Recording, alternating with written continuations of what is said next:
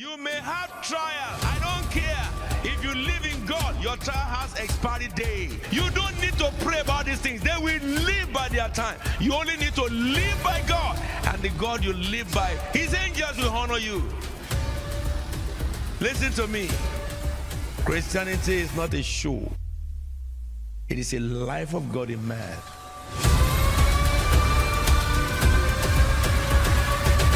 If I communicated with her anymore. Let me say, I'm saying this to you that you can dissociate yourself from a relationship a day before tying the knot, and just walk away.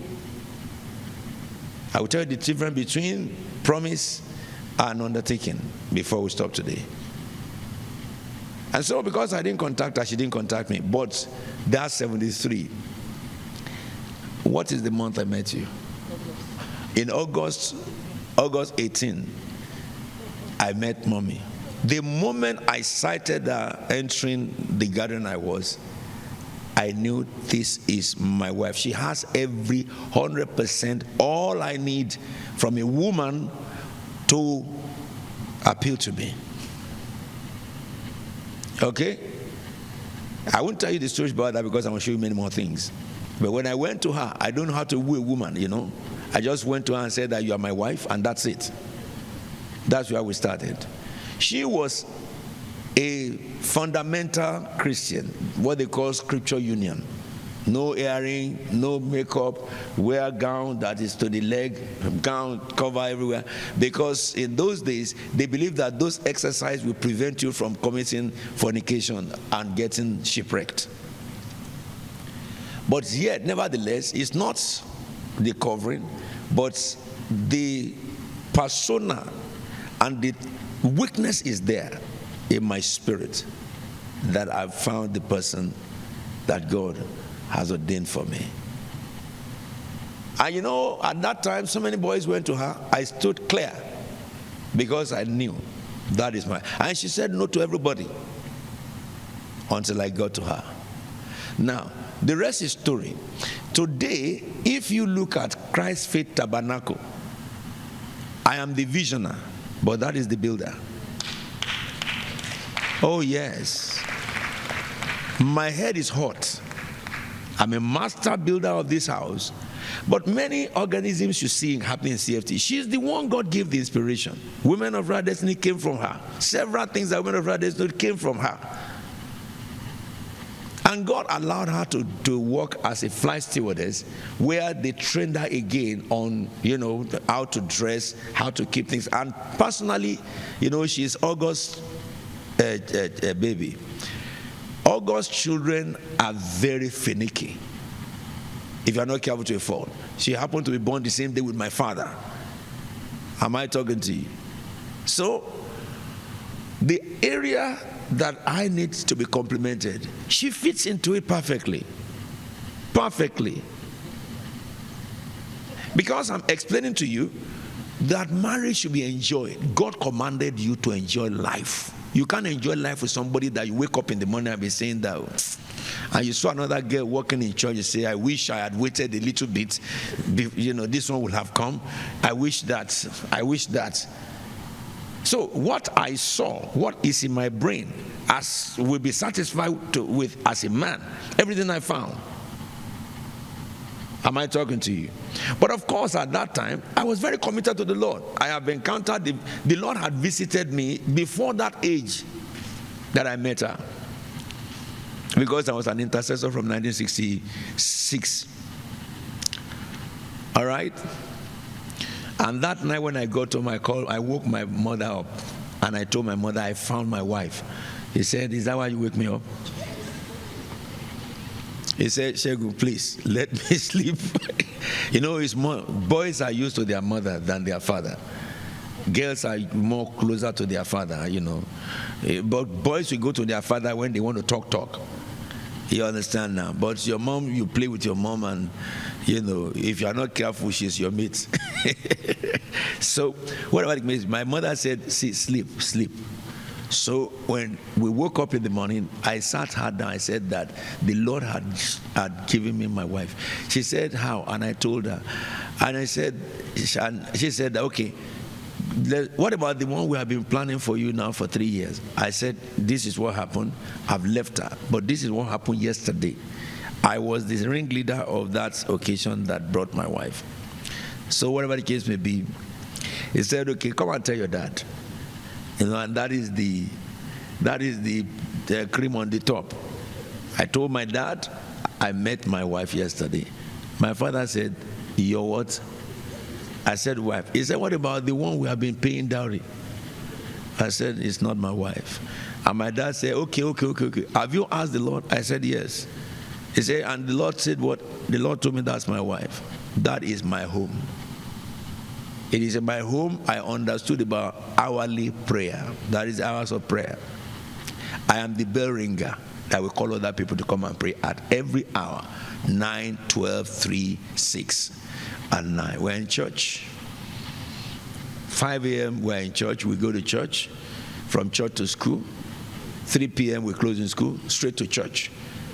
And then we finish church. We start church meeting in the evening at 6 p.m. We finish at 7:30. We go home. That's my life. I have no social life, nothing than that. Church book. So this is how I met my wife. But you see, today you can read on the pages of papers, this bishop fell into adultery, that apostle fell into adultery, that one fell. To the place we have by, some people in church now thought that, oh, maybe the God of today have permitted falling.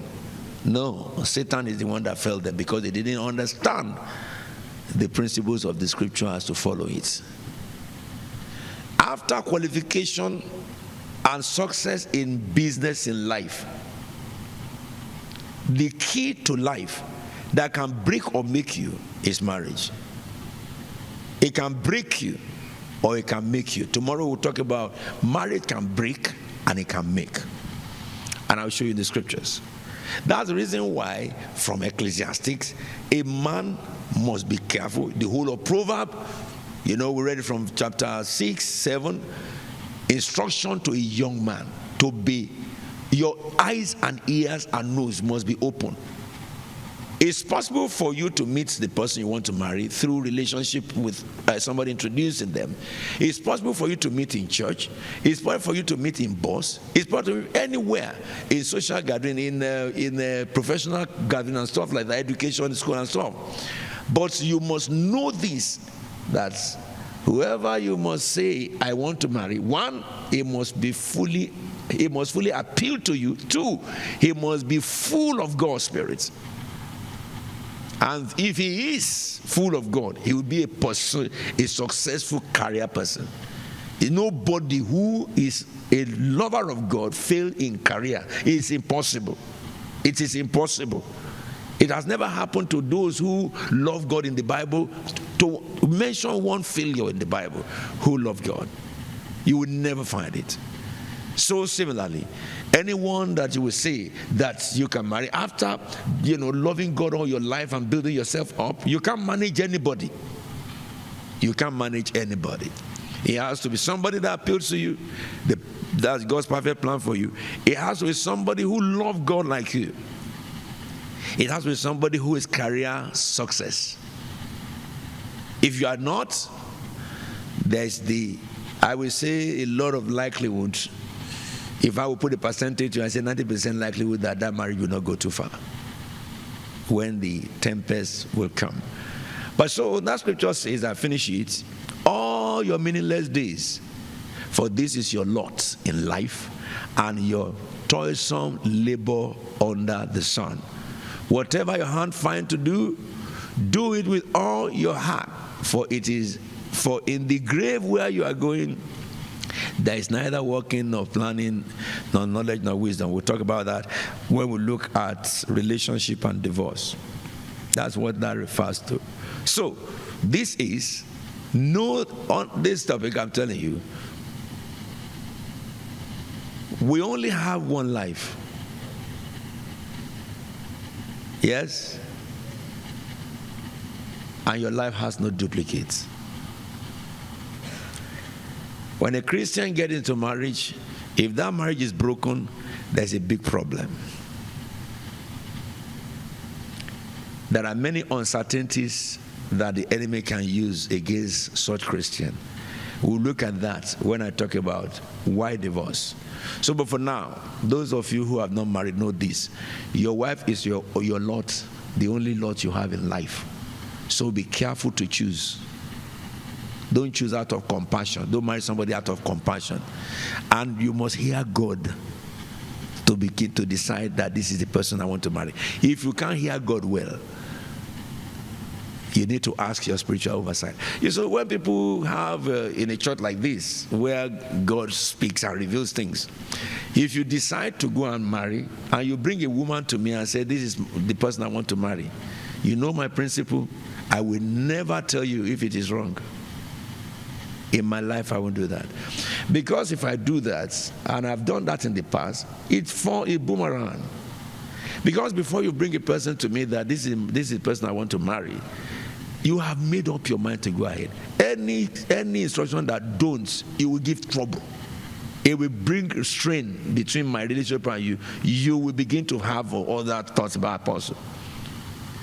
But if someone came to me and said, I intend to marry somebody, I haven't said yes to the person, this is the name.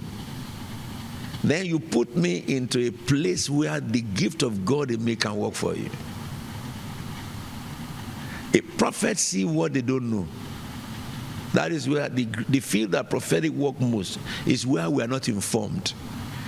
Let me give you an example. And I will not stop talking about this. There are many examples in church I'll give you. But one of the deacons in the choir, Deacon Jason, I can use him as an example because, it's a good thing. He was in courtship with Sister Maiwa for a year, at least friend. And that relationship, both of them said, well, at the time of the relationship, they said, this relationship can end up in marriage. I love to marry you, you love to marry me. But Deacon Jason now told Zamayawa, I have a spiritual father. I cannot take decision without him for marriage. He said to her, if he says you are not my wife, God told him you are not my wife, we will be friends for life, no quarrel, but we will not marry. And you know what Sister Maiwa said? Told him, that is my policy too. Because I don't want to marry a man that is not God's first choice for me. Both of them are acute in brain. They are first-class guys in brain. Both of them. So now, Sister Maiwa, who is to be married now, said, go and meet the man of God, and I will wait for you. So he arranged a time. So, Apostle, I want to see you. And when he told me, Apostle, I want to see you, sincerity is the bedrock of God. I tell you this. The moment he said to me, I want to see you, I knew why he wanted to see me instantly by the Spirit of the Lord. So I told him, come and see me. That week I gave him an appointment. The moment he opened my door in my office, I said, son, who is this woman standing behind you? Go and ask from him. Who is this woman standing behind you? Him, Deacon Jason. And I described the woman I saw. And he said, by the way, that is the choice God has given to you. I want to see her. He began to laugh. He laughed. I said, Daddy, he said, what can I hide from you now? I said, what is hiding? He said, that is why I want to see you. I said, I know the Lord told me that day you told me you want to see me, that is because of the person you want to marry. But he didn't give information. But strange enough, I can see you. She's standing beside you, behind you, as you are coming in. I can draw her photograph. I said, don't tell me anymore about that. Is the woman heaven ordained for you on earth to marry. If the woman, such woman, if you say you're not marrying, I will go make sure that by force, by fire, you marry her. But you know, their courtship has been conducted purely because both of them are pure. To the pure, all things are pure. So I now said, I want to see her. Then brought Sister Mayowa. But if you look at it, the spirit of the woman wants the truth. The man wants the truth. Hence, prophetic can work for them. It's even from coming to tell me that I met this person and this is what person I want to marry. What you need from me is God bless you. You are not seeking gift, but you must make sure that whoever you decide to marry, you have prayed and God had told you. Seek counsel from any other person. If you have parents who can hear God and see God, make sure you tell them. Don't just go and out of your parents in their absence go and tell a person you want to marry them. No, you must get parental consent. That I will tell you. And I'm talking about a godly home. I qualify that because there are some Christians who cannot even talk to their parents because they are not godly people. They are free from such. But that's why you must go, whoever is your spiritual covering in the church you go, that person plays the position of parents over you. And you need to understand this. If you are engaged with somebody, once God has sanctioned it, tell everybody. It's not a secret thing. You must announce it. Tell everybody you know that I'm engaged. This is the person that I'm engaged. This is the person. Because if you don't, there are some other people who you have been used to, like you are playing, and they are thinking that, maybe you are interested in them. And so you will also human beings who will do that. They will be lingering in hopeless hope. Moreover, if people see you with a girl, sitting with a girl, they will say, why are you sitting? You sat with her yesterday, last week. Again, we are seeing you sitting with her. That is the wrong way. You are in a family. To be married is not something that only you have just done, only you will do. Tell everybody that I want to be married. Tell everybody I'm engaged. There are some people who may be praying for you also for such thing to happen to you. God will give you a future partner. You don't keep them in limbo. Unless if you are not sure that's the way you are going. Am I talking to you? It is a righteous thing to note this. Now, origin of marriage. Marriage does not have its origin from human intent, but from God. Genesis 2:18-25. I want us to look at the story of Genesis 2:18-25. It's a full story that gives us how this marriage issue began. 18. It says, the Lord God said, it is not, I'm reading NIV, it is not good for a man to be alone. I will make a helper suitable for him. Now, in this, you will see summary of what I've been telling you from what I'm reading. God is the one who saw that man should not be alone. God has been created for a season, and no woman. God has created man, for a season, but there is no woman. Every other animal have pairs, but man didn't have pair. How long? Nobody knows.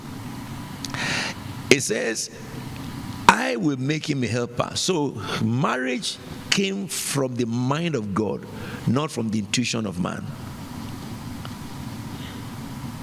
But if you look at it, therefore, a woman who is a wife must be the suitable helper of the man. A man is looking for anyone to marry. You must look for a woman who is suitable helper. So if you are highly educated, you can't marry somebody who is not of your equivalent. If the thinking gap between you is vast, your marriage will crash. Because if you marry somebody who does not reason, and you are a woman who is a great thinker, anytime you are thinking to go forward, he can't catch up with what you are saying. That's a recipe for confusion. Genesis 11 applies. Language and speech are divided. So if a woman is looking for a husband, therefore, you just don't marry somebody because he dressed in green and yellow, and then he's I'm not by the way talking about myself, and then his trousers is JB and he's flinging all over the place and twisting, and he has perfume and he's doing like this and stuff. No. After why they say this now? After 6, you have many other numbers. It's not 7. You have many more numbers. You may not understand that, but those who understand, now, that's what I've just said. You see, a person blowing your nose and saying, you are so beautiful, you are nice, you are this and that and that. It's when you get home, you know a man. You must size him up. You must tell a person before you can say yes. You must ask him, who are you? From which family did you come? What have you attained in life? What is your vision in life? Those are the things. When you are saying you are meeting someone to court them, it's not a time to just be kissing one another. There is no room for kiss. Once you kiss, there is a covenant in saliva. Your saliva is blood. You kiss somebody into their lips, you have made a covenant with them. And so you don't kiss people. When you meet a person and it's for marriage, your first thing is cross-examination. Is he suitable for me to help? You'll have to size up the brain, the thinking, the faculty by asking questions. You don't go to McDonald's to be eating and then laughing at everything. No, is he a miserly person? And you are a giver. The same thing the man has to check the woman. Is she miserly? A woman who you are having a birthday, she gave you card. When she's having birthday, you bought some good things and gave her. Don't you understand that woman is miserly? Similarly to a man. You understand? So the period of knowing one another is what you call courtship. That period you know one another, you have to examine the person based on Genesis 2:18. I will make him a suitable helper. That is where you check up. I've told you, if in courtship you are always arguing, stop the marriage straight. To cancel a marriage is not a problem. But to manage it and enter it, and then within a month or 2 months, 3 months, you have to divorce. Which one is better? It's better you just cancel it before you go ahead. Which means during courtship, your eyes and your ears, all your senses must be agloed. Because when you get married, finish, you can't examine anything anymore. A woman who argues with you, especially when you are talking about the way of the Lord, this is the way I want my wife to be, in God. This is how I want him to compose, the way I want to dress and appear, which is godly stuff you are telling her. And you are saying, no, for me, this is what I am. You better let her go. Because if you think you will change her, she will change you. That's what changed Solomon and shipwrecked Solomon. Am I talking to you? A woman should be best helper. You read that, all what you read in the God Give Us Christian Home, building up together, training the children together in the ways of the Lord. It's a husband and wife job. It's not a job of mother or father. A lot of Americans always say with their grandmother. I hate to hear those things. You come to this, my grandmother is the one who raised me. My grandmother is the one. No, it's the duty of the person who gave birth to children to raise their children. Grandmother and grandfather only add to it. You understand me? So you must be sure is your suitable helper. And the rest of it, we will look at that later on. The second thing is God's ultimate plan and intention for humanity. Genesis 1:26. And it says, and God said, Let us make man in our own image, in our likeness, and let them rule over the fish of the sea and the birds of the air, over the livestock, over all the earth. Behold, I am coming soon. Between the years of 1984 and 1999, Apostle Alfred Williams was taken to heaven on various occasions, where he was shown global events that would lead up to the year of 2015. And in 1999, the Apostle was powerfully shown the coming calendar for the world. I want you to understand that the first war was in heaven, the first victory was in heaven, and it takes the man of heaven to win the earthly battle. In December 2009, God instructed Apostle Alfred Williams to go into all the world and let them know that I am coming. Beloved, with this powerful instruction behind us, it is now time for us to arise, shine, and win every house for Jesus. Now is the time for the final preparation of the bride of Christ.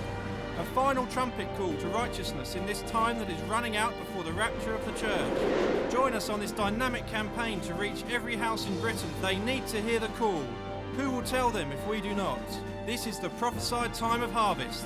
It is now time for us to win every house for Jesus. For more information, call 020 7635 0447 or visit cftchurches.org.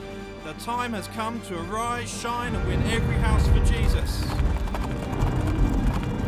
Behold, I am coming soon.